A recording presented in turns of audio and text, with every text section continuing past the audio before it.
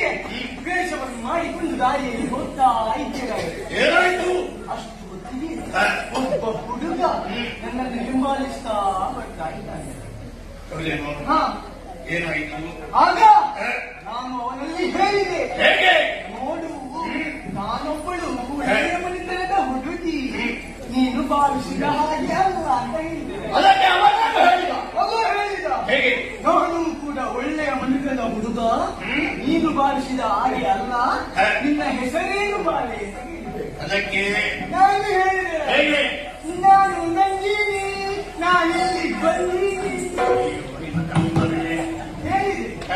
ಅದಕ್ಕೆ ಅವನು ಹೇಳಿದ, ನೀನು ಯಾರೇ ಆಗಿರು, ಹೆಣ್ಣು ಮಕ್ಕಳೆಲ್ಲ ಹೀಗೆ ಚಲಿಸಬಾರ್ದು, ಹೆಣ್ಣು ಮಕ್ಕಳೆಲ್ಲ ಹೀಗೆ ದಾರಿಯಲ್ಲಿ ಹೋಗಬಾರ್ದು, ಅಲ್ಲಲ್ಲಿ ಎಣ್ಣೆಗೆ ದಾಳಿ ಆಗ್ತಾ ಉಂಟು, ಎಣ್ಣೆಗೆ ದಾಳಿ, ಅನ್ಯಾಯ ದಾಳಿ, ಅನ್ಯಾಯ ಆಗ್ತಾ ಉಂಟು, ಸ್ತ್ರೀಯರ ಮೇಲೆ ಅನ್ಯಾಯ ಆಗ್ತಾ ಉಂಟು ಎಲ್ಲ ಹೇಳಿದ್ದಾರೆ.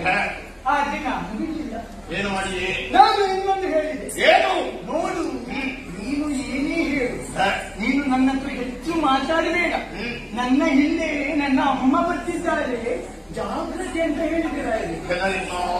ಅವ ಹೇಳಿದ, ಏನು? ಏನು ನಿನ್ನ ಹಿಂದೆ ನಿನ್ನ ಅಮ್ಮ ಬರುವುದಾ?